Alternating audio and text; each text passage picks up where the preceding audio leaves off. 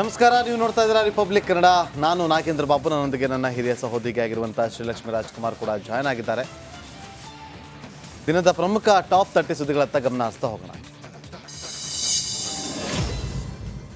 Republic ಕನ್ನಡದ justice for Bharati ಅಭಿಯಾನಕ್ಕೆ ವ್ಯಾಪಕ ಬೆಂಬಲ ವ್ಯಕ್ತವಾಗಿದೆ. ಎಲ್ಲಿದ್ದೀರಿ ಬಸವ ಕಲ್ಯಾಣದ ಘಟಾನುಘಟಿ ನಾಯಕರೇ ಅಂತ ವಿಸ್ತೃತ ವರದಿ ಪ್ರಸಾರದ ಬೆನ್ನಲ್ಲೇ ಎಚ್ಚೆತ್ತ ನಾಯಕರು ಗುಣತೀರ್ಥವಾಡಿ ಗ್ರಾಮದ ಯುವತಿಯ ಮನೆಗೆ ಭೇಟಿ ನೀಡ್ತಾ ಇದ್ದಾರೆ. ಮಗಳನ್ನ ಕಳೆದುಕೊಂಡು ಕಣ್ಣೀರು ಹಾಕ್ತಾ ಇರೋ ಪೋಷಕರಿಗೆ ಬಿಜೆಪಿ ವಿಧಾನ ಪರಿಷತ್ ಸದಸ್ಯ ಎಂಜಿ ಮುಳೆ ಸಾಂತ್ವನ ಹೇಳಿದ್ದಾರೆ.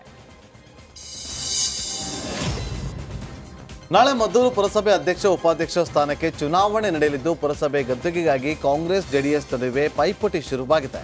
23 ಸದಸ್ಯ ಬಲದ ಪುರಸಭೆಯಲ್ಲಿ ಅಧಿಕಾರ ಹಿಡಿಯಲು ಹಾಲಿ ಮತ್ತು ಮಾಜಿ ಶಾಸಕರು ರಣತಂತ್ರವನ್ನು ರೂಪಿಸಿದ್ದಾರೆ.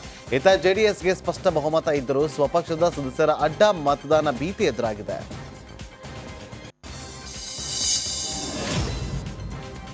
ಎಲ್ಲೆಂದರಲ್ಲಿ ಕಸ ಎಸೆತಾ ಇದ್ದ ಶಾಲೆ ಮೇಲೆ ದಾವಣಗೆರೆ ಮಹಾನಗರ ಪಾಲಿಕೆ ಅಧಿಕಾರಿಗಳು ದಂಡ ವಿಧಿಸಿದ್ದಾರೆ. ಪೋದಾರ್ ಇಂಟರ್ನ್ಯಾಷನಲ್ ಸ್ಕೂಲ್ ಬಸ್ನಲ್ಲಿ ಸಿಬ್ಬಂದಿ ಕಸ ತಗೊಂಡು ಬಂದು ಎಸೆದು ಎಸ್ಕೇಪ್ ಆಗ್ತಾ ಇದ್ದುದನ್ನು ವಿಡಿಯೋ ಮಾಡಲಾಗಿತ್ತು. ವಿಡಿಯೋ ವೈರಲ್ ಆಗ್ತಾ ಇದ್ದ ಹಾಗೆ ಇದನ್ನು ಗಮನಿಸಿದ ಮಹಾನಗರ ಪಾಲಿಕೆ ಕಮಿಷನರ್ 2,000 ರೂಪಾಯಿ ದಂಡ ವಿಧಿಸಿ ಎಚ್ಚರಿಕೆ ನೀಡಿದ್ದಾರೆ. ಬಾಗಲಕೋಟೆಯಲ್ಲಿ ಯುವಕರ ಗುಂಪೊಂದು ಕಾರಣವಿಲ್ಲದೆ ಮನೆಗೆ ನುಗ್ಗಿ ದಾಂಧಲೆ ನಡೆಸಿದೆ. ಬಾಗಲಕೋಟೆ ನಗರದ ಜಂಬಗಿ ಚಾಳ್ನಲ್ಲಿ ನಿನ್ನೆ ರಾತ್ರಿ ನಡೆದಿರುವಂತಹ ಘಟನೆ ಇದು. ಅಭಿಷೇಕ್ ಪಡಸಲಗಿ ಎನ್ನುವವರ ಮನೆಗೆ ನುಗ್ಗಿ ಯುವಕರ ಗುಂಪೊಂದು ಕಿರಿಕ್ ಮಾಡಿದೆ. ಯುವಕರ ದುಷ್ಕೃತ್ಯ ಸಿಸಿಟಿವಿಯಲ್ಲಿ ಸೆರೆಯಾಗಿದ್ದು, ಬಾಗಲಕೋಟೆ ಶಹರ ಪೊಲೀಸ್ ಠಾಣೆಯಲ್ಲಿ ಪ್ರಕರಣ ದಾಖಲಾಗಿದೆ. ಗಣೇಶನ ವಿಸರ್ಜನೆಯ ವೇಳೆ ವ್ಯಕ್ತಿ ನಾಪತ್ತೆಯಾಗಿರುವ ಘಟನೆ ಚನ್ನಪಟ್ಟಣದ ಗರಕಹಳ್ಳಿ ಗ್ರಾಮದಲ್ಲಿ ನಡೆದಿದೆ. ಗಣಪನ ವಿಸರ್ಜನೆಯ ಬಳಿಕ ಕೆರೆಗೆ ಬಳಿ ತೆರಳಿದ್ದ ಪಾಪಣ್ಣ ಮತ್ತೆ ವಾಪಸ್ ಬರಲೇ ಇಲ್ಲ. ಸದ್ಯ ಪಾಪಣ್ಣ ಕೆರೆಯಲ್ಲಿ ಮುಳುಗಿ ಮೃತಪಟ್ಟಿರುವ ಶಂಕೆ ವ್ಯಕ್ತವಾಗಿದ್ದು, ಅಗ್ನಿಶಾಮಕ ದಳ ಸಿಬ್ಬಂದಿ ಕೆರೆಯಲ್ಲಿ ಹುಡುಕಾಟವನ್ನು ಮುಂದುವರೆಸಿದೆ. ಮಂಗಳೂರಿನ ಕದ್ರಿ ಪಾರ್ಕ್ ರಸ್ತೆ ಬಳಿ ಮರವೇರಿದ್ದ ಹೆಬ್ಬಾವನ್ನ ಉರುಗ ರಕ್ಷಕರು ರಕ್ಷಿಸಿದ್ದಾರೆ. ಮರದ ಮೇಲೆ ಹೆಬ್ಬಾವನ್ನ ನೋಡಿದ ವ್ಯಕ್ತಿಯೊಬ್ಬರು ಪಾರ್ಕ್ ಅಸೋಸಿಯೇಷನ್ ಗಮನಕ್ಕೆ ತಂದಿದ್ರು. ಉರುಗ ರಕ್ಷಕರಾದ ಭುವನ್ ದೇವಾಡಿಗ, ಪ್ರಶಂಸಾ, ರಾಕೇಶ್ ಕೋಟೆ ಸ್ಥಳಕ್ಕೆ ಆಗಮಿಸಿ ಮರವೇರಿ ಕೊಂಬೆಯನ್ನು ತುಂಡರಿಸಿ ಹಾವನ್ನ ಹಗ್ಗದ ಮೂಲಕ ಕೆಳಗಿಳಿಸಿ ರಕ್ಷಿಸಿದ್ದಾರೆ. 6.5 ಅಡಿ ಉದ್ದದ ಹೆಬ್ಬಾವನ್ನ ಉರುಗ ರಕ್ಷಕರು ಸೆರೆ ಹಿಡಿದು ಬಳಿಕ ಅದನ್ನು ಕಾಡಿಗೆ ಬಿಟ್ಟರು.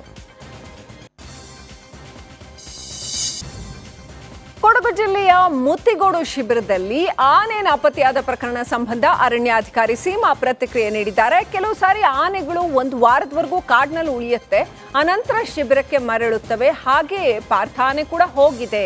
ಇವತ್ತು ಆನೆಯನ್ನು ಹುಡುಕುವ ಕಾರ್ಯಾಚರಣೆಯನ್ನು ನಡೆಸಲಾಗ್ತಾ ಇದೆ ಅಂತ ಮಾಹಿತಿ ನೀಡಿದ್ರು. ಇನ್ನು ರಿಪಬ್ಲಿಕ್ ಕನ್ನಡಕ್ಕೆ ಸಿಕ್ಕಿರೋ ಮಾಹಿತಿ ಪ್ರಕಾರ ಆನೆ ಇರೋ ಜಾಗವನ್ನ ಟ್ರ್ಯಾಕ್ ಮಾಡಲಾಗಿದೆ. ಕಾಡಿನಲ್ಲಿ ಪಾರ್ಥನ ಗಲಾಟೆ ಜೋರಾಗಿದ್ದು, ಅರಣ್ಯ ಇಲಾಖೆಯ ನುರಿತ ಸಿಬ್ಬಂದಿ ಪಾರ್ಥನನ್ನ ಶಿಬಿರಕ್ಕೆ ವಾಪಸ್ ಕರ್ಕೊಂಬರಕ್ಕೆ ಹರಸಾಹಸ ಪಡ್ತಿದ್ದಾರೆ.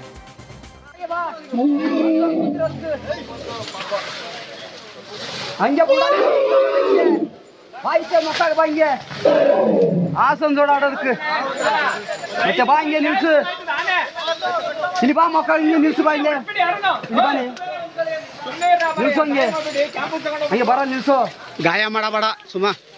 ಅದು ಸಂಜೋಡಾಡು.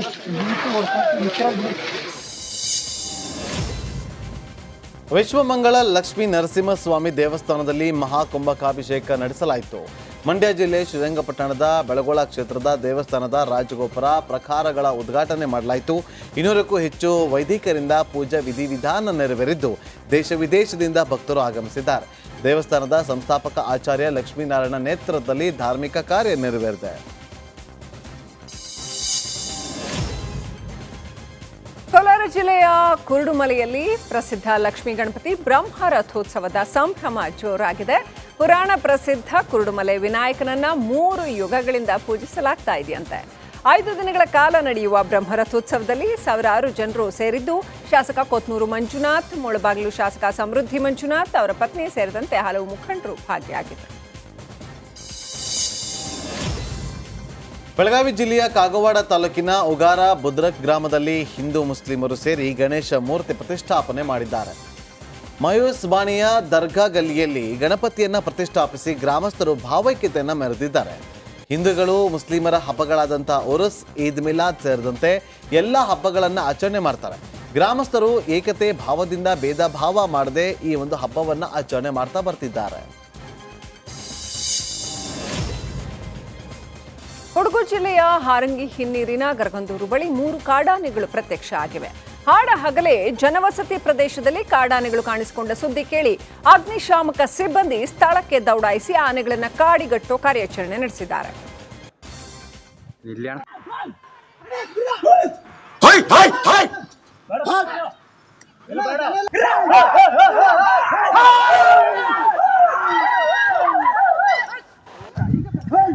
ಇಲ್ಲಣ್ಣ ಹತ್ತಿರದಿಂದ ಮಾಡ್ಬೇಕು ಮಾಡಿದ್ರೆ ಬಾಯ್ ಬಾಯ್.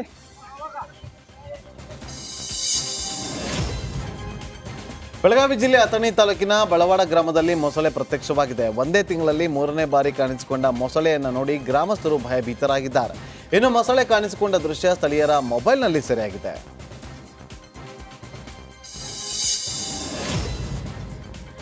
ರಾಯಚೂರಿನಲ್ಲಿ ಭಾರೀ ಮಳೆ ಹಿನ್ನೆಲೆಯಲ್ಲಿ ಕೃಷ್ಣಾ ನದಿ ತುಂಬಿ ಹರಿತಾ ಇದೆ. ಇದರಿಂದ ನದಿಯ ಅಕ್ಕಪಕ್ಕದ ಕೆರೆ ದಡದಲ್ಲಿರೋ ಹೊಲಗಳಿಗೆ ಮೊಸಳೆಗಳು ನುಗ್ಗುತ್ತಾ ಇದ್ದಾವೆ. ಕೃಷ್ಣಾ ನದಿ ಬಳಿಯ ಕೆರೆಯಲ್ಲಿ 3 ಮೊಸಳೆಗಳು ಪ್ರತ್ಯಕ್ಷವಾಗಿದ್ದು ಅರಣ್ಯ ಇಲಾಖೆಗೆ ಸ್ಥಳೀಯರು ಮಾಹಿತಿ ನೀಡಿದ್ದಾರೆ. ಅರಣ್ಯ ಇಲಾಖೆ ಸಿಬ್ಬಂದಿ ತೆಪ್ಪಗಳ ಮೂಲಕ ಕಾರ್ಯಾಚರಣೆ ನಡೆಸಿ ಮೊಸಳೆ ಸೆರೆ ಹಿಡಿದು ಕೃಷ್ಣಾ ನದಿಗೆ ವಾಪಸ್ ತಂದು ಬಿಟ್ಟಿದ್ದಾರೆ. ಚಿಕ್ಕಮಗಳೂರು ತಾಲೂಕಿನ ಜಾಗರ ಹೋಬಳಿಯ ಮಲ್ಲಂದೂರಿನಲ್ಲಿ 15ಕ್ಕೂ ಹೆಚ್ಚು ಕಾಡು ಕೋಣಗಳು ಬಿಡುಬಿಟ್ಟಿದೆ. ಕಳೆದ 1 ತಿಂಗಳಿಂದ ಕಾಫಿ ತೋಟದಲ್ಲಿ ಓಡಾಡುತ್ತಿರುವ ಕಾಡು ಕೋಣಗಳನ್ನು ಸ್ಥಳಾಂತರಿಸುವಂತೆ ಸ್ಥಳೀಯರು ಆಗ್ರಹಿಸುತ್ತಿದ್ದಾರೆ.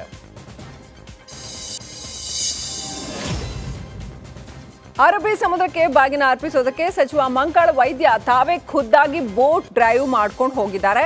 ರಾಜ್ಯದ ಕರಾವಳಿಯಲ್ಲಿ ತೀವ್ರ ಮತ್ಸ್ಯಕ್ಷಾಮ ಉಂಟಾದ ಹಿನ್ನೆಲೆಯಲ್ಲಿ ಭಟ್ಕಳ ತಾಲೂಕಿನ ಆಳ್ವೆಕೋಡಿ ಶ್ರೀ ದುರ್ಗಾ ಪರಮೇಶ್ವರಿ ದೇವಿಗೆ ಪೂಜೆ ಸಲ್ಲಿಸಿದ್ದಾರೆ. ಬಳಿಕ ಅರಬ್ಬಿ ಸಮುದ್ರಕ್ಕೆ ಬಾಗಿನ ಅರ್ಪಿಸೋದಕ್ಕೆ ತಾವೇ ಬೋಟ್ ಚಲಾಯಿಸಿಕೊಂಡು ಹೋಗಿದ್ದಾರೆ. ಬೀದರ್ ಜಿಲ್ಲೆಯಲ್ಲಿ ಜೀವನಾಡಿ ಕಾರಂಜ ಜಲಾಶಯಕ್ಕೆ ಬಾಗಿನ ಅರ್ಪಣೆ ಮಾಡಲಾಯಿತು. ಕಾರಂಜ ಜಲಾಶಯಕ್ಕೆ ಉಸ್ತುವಾರಿ ಸಚಿವ ಈಶ್ವರ್ ಖಂಡ್ರೆ ಬಾಗಿನ ಅರ್ಪಿಸುವ ಮೂಲಕ ವಿಶೇಷ ಪೂಜೆ ಸಲ್ಲಿಸಿದರು. ಸಚಿವ ಖಂಡ್ರೆಗೆ ಸಚಿವರಾದಂಥ ರಹೀಂ ಖಾನ್, ಶಾಸಕರಾದಂಥ ಶೈಲೇಂದ್ರ ಬೆಲ್ದಾಳೆ, ಸಿದ್ದು ಪಾಟೀಲ್, ಎಸ್ಪಿ, ಡಿಸಿ, ಜಿಲ್ಲೆಯ ರೈತರು ಸೇರಿ ಹಲವರು ಸಾಥ್ ನೀಡಿದರು. ನೀರಿನ ರಭಸಕ್ಕೆ ಕೊಚ್ಚಿ ಹೋಗ್ತಾ ಇದ್ದಂತಹ ಯುವಕನನ್ನ ಸ್ಥಳೀಯರು ರಕ್ಷಣೆ ಮಾಡಿರುವಂತಹ ಘಟನೆ ನಡೆದಿದೆ. ಕ್ಷಣ ಮಾತ್ರದಲ್ಲಿ ಯುವಕನನ್ನ ಬಚಾವ್ ಮಾಡಿದ್ದಾರೆ. ವಿಜಯನಗರದ ಹೊಸಪೇಟೆ ತಾಲೂಕಿನ ಕಮಲಾಪುರದ LLC ಕಾಲುವೆಯಲ್ಲಿ ಕೊಚ್ಚಿ ಹೋಗ್ತಾ ಇದ್ದಂತಹ ತಮಿಳುನಾಡು ಮೂಲದ ಯುವಕನನ್ನ ರಕ್ಷಣೆ ಮಾಡಿದ್ದಾರೆ. ದೇವಸ್ಥಾನಕ್ಕೆ ಬಂದಿದ್ದಾಗ ಸ್ನಾನ ಮಾಡಕ್ಕೆ ಅಂತ ನೀರಿಗಿಳಿದಿದ್ದಾಗ ಈ ಅವಘಡ ಸಂಭವಿಸಿದೆ. ಓದ